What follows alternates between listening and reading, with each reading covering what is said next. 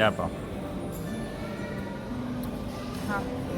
ꯃꯌꯥꯝ ꯂꯩꯐꯝꯗꯤ ꯅꯝꯗ꯭ꯔꯦ ꯑꯩꯈꯣꯏ ꯄꯨꯖꯔꯛꯄꯁꯤ ꯅꯝꯃꯦ ꯑꯩ ꯌꯥꯝꯗꯤ ꯁꯤꯅ ꯀꯔꯤ ꯕꯦꯀꯟ ꯑꯗꯩ ꯁꯤꯗ ꯂꯩꯔꯦ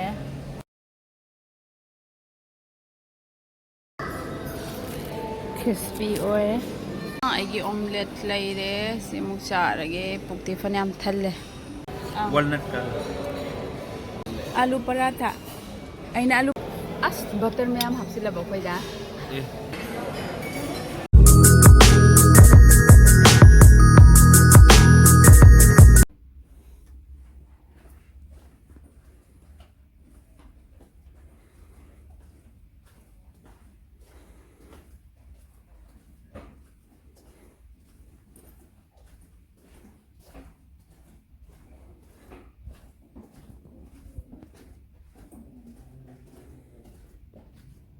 ꯃꯣꯏꯁꯤ ꯚꯤꯗꯤꯑꯣ ꯅꯝ ꯌꯥꯗꯦꯌꯦ ꯑꯗꯨꯅ ꯃꯌꯥꯝ ꯂꯩꯐꯝꯗꯤ ꯅꯝꯗ꯭ꯔꯦ ꯑꯩꯈꯣꯏ ꯄꯨꯖꯔꯛꯄꯁꯤ ꯅꯝꯃꯦ ꯑꯩꯁꯤꯗ ꯐ꯭ꯔꯨꯠ ꯑꯃ ꯂꯩꯔꯦ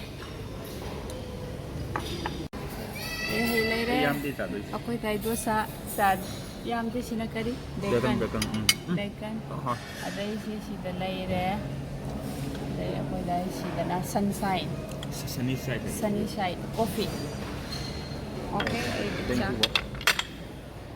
you sina first round ni moi video nam yade da hawbra ama udare moi asi UB ga phadiga na khanba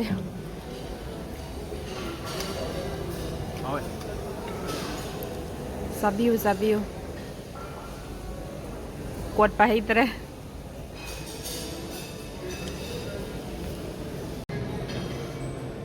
dadan sabiri du kaino 오키 마부 ꯌꯥꯝ ꯄꯥꯅ ꯁ꯭ꯂꯥꯏꯁ ꯇꯧꯔꯦꯗꯅ ꯑꯗꯨꯗꯅꯦ ꯁꯥꯎꯠꯀꯤ ꯃꯁꯥꯂꯥ ꯗꯣꯁꯥ ꯕꯇꯔ ꯃꯁꯥꯂꯥ ꯗꯣꯁꯥꯗꯨꯅꯦ ꯀꯣꯀꯣꯅꯠ ꯆꯠꯅꯤꯁꯨ ꯇꯧꯔꯦꯗꯅ ꯑꯗꯨꯒꯅꯦ ꯗꯗꯥꯏꯁꯤꯅ ꯃꯈꯜ ꯑꯃꯅꯤꯅꯦ ꯐꯥꯔꯁ ꯔꯥꯎꯟ ꯑꯩꯒꯤ ꯂꯣꯏꯔꯦ ꯁꯦꯀꯦꯟ ꯔꯥꯎꯟ ꯀꯩꯀꯩ ꯆꯥꯎꯗꯣꯏꯅꯣ ꯑꯃꯨꯛ ꯌꯦꯡꯒꯦ ꯗꯗꯥ ꯁꯦꯀꯦꯟ ꯔꯥꯎꯟ ꯆꯠꯇꯣꯏꯔꯥ Okay. Anirak subagi dosa omelette chupor ani. Same try to zage. Crispy oil. Alu manung da siya ori.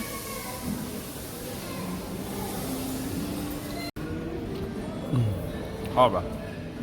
Kay chai do. Masala dosa. Crispy way bra. Crispy way ay hot sab na ngay. Sisi daw. Kasi nut ka yaw eh. Sambar lay re drumstick. Hawai. Sida na.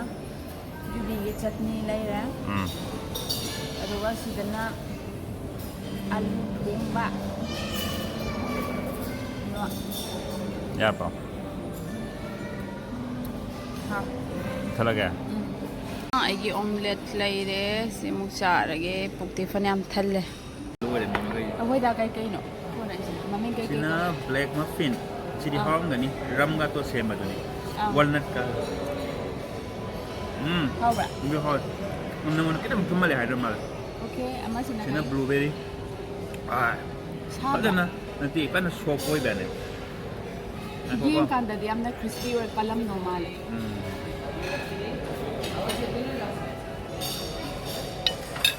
ꯁꯤꯗꯤ ꯐꯖꯅ ꯍꯥꯎꯔꯦ ꯍꯥꯎꯔꯦ ꯑꯩꯗꯤ ꯆꯥ ꯉꯝꯃꯔꯣꯏꯗ ꯊꯨꯝꯃꯟꯇꯦ ꯊꯜꯂꯦꯕ ꯁꯤꯗꯤ ꯐꯖꯅ ꯍꯥꯎꯔꯦ ꯆꯥꯎ ꯁꯤꯗꯤ ꯐꯖꯅ ꯍꯥꯎꯔꯦ ꯅꯍꯥꯟꯋꯥꯏ ꯑꯉꯥꯡꯉꯩꯗ ꯑꯩꯈꯣꯏꯔꯣꯝꯗ ꯃꯈꯥꯏ ꯄꯤꯕ ꯇ꯭ꯔꯥꯏꯡꯒꯜ ꯁꯦꯞꯀꯤ ꯑꯃ ꯊꯣꯛꯇ꯭ꯔꯣ ꯄꯞꯂ ꯃꯥꯅꯤ ꯃꯥꯅꯤ ꯍꯧꯁꯨ ꯊꯣꯛꯑꯦ ꯑꯗꯨꯒꯤ ꯃꯅꯝꯒꯥꯗꯣ ꯅꯝꯃꯦ ꯁꯤꯗꯕꯨꯗꯤ ꯂꯨꯄꯥ 2 ꯇꯧ ꯁꯦꯡꯗꯣꯏꯁꯨ ꯃꯈꯥꯏ ꯄꯤꯕꯗꯨꯒꯤ ꯃꯍꯥꯎꯗꯣ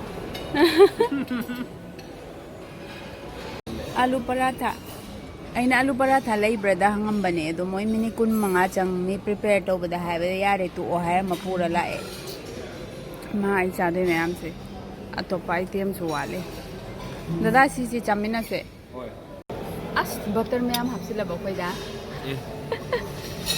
ꯍꯧꯖꯤꯛ ꯖꯤꯝ ꯆꯠꯀꯗꯣꯏꯅꯦ ꯍꯧꯖꯤꯛ ꯆꯠꯂꯅꯤ ꯆꯥꯔꯣꯗ ꯍꯥꯎꯕ꯭ꯔꯥ ꯍꯥꯏꯕꯤꯔꯣꯗꯣ ꯍꯥꯎꯅ ꯃꯥꯜꯂꯦ ꯌꯥꯝ ꯀ꯭रिꯁꯄꯤ ꯑꯣꯏ ꯃꯥ ꯑꯩ ꯄꯨꯛ ꯊꯟꯕꯅ ꯌꯥꯗ꯭ꯔꯦ ꯑꯩꯅ ꯆꯥꯒꯦ ꯈꯟꯕ ꯄꯣꯠ ꯑꯃꯗꯤ ꯆꯥꯗꯔꯤꯌꯦ ꯍꯥꯎꯕ꯭ꯔꯥ ꯕꯇꯔꯅ ꯂꯛ ꯂꯥꯎꯔꯦ ꯑꯩꯈꯣꯏꯗ Isha. Cheese onion. Cheese onion. Cheese onion karino. Dosa. Dosa. Sinay.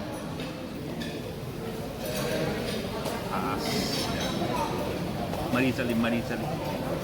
Amta bite, amta hari. How brother? How? Who's na? Masala ko ni. Hina mo hang. Okay.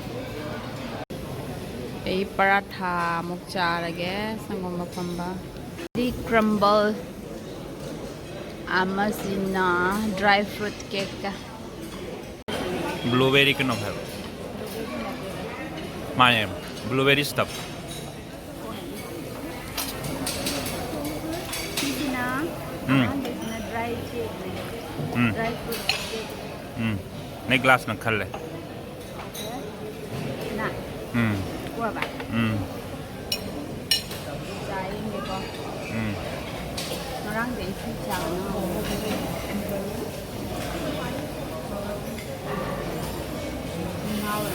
Yam mage.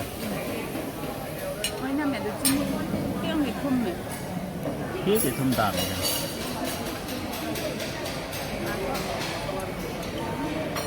Ya ba. Nó phá có xỉu cái nó. Nó ta phá xỉu này. Nó phá xỉu bắn thôi rồi mà.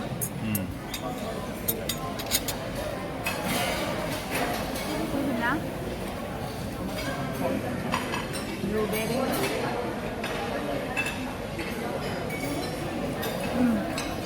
Ako yung ipapataw ko ito. Hindi mo, how ba ito nila yan? Ya ba. Di ba kayo ubin no? Kasi ito.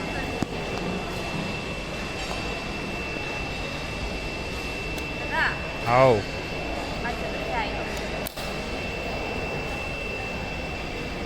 Swimming daw doon.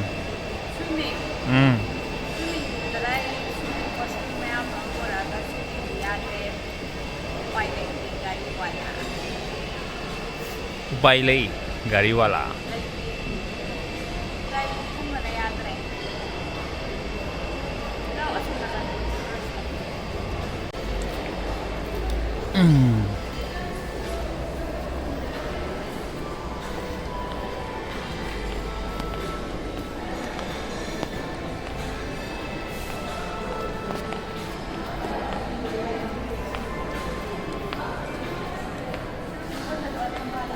Ha.